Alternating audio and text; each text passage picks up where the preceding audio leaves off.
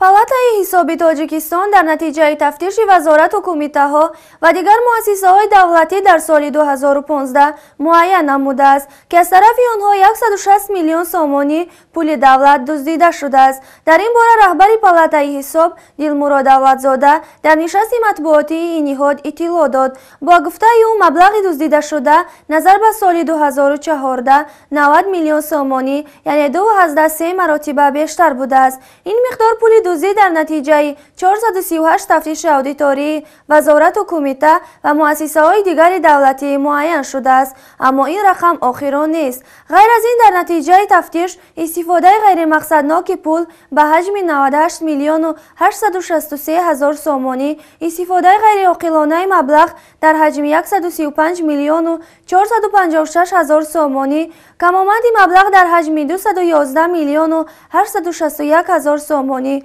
معین شد.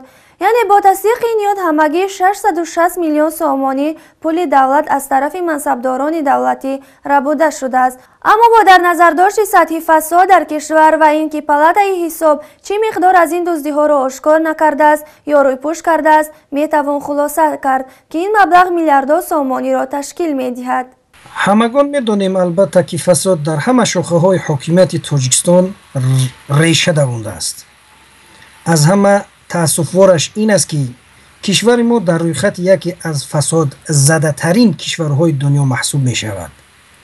در هر منبری وقتی از فساد گپ می رود آنجا حتما از تاجیکستان متاسفانه مثال زده می شود. یک چیز را قید کردن مناسب است که دزد اموال دولتی اگر در بالا به اصطلاح کریشه نداشته باشد، دزد هیچ وقت جسارت دزدی نمی کند.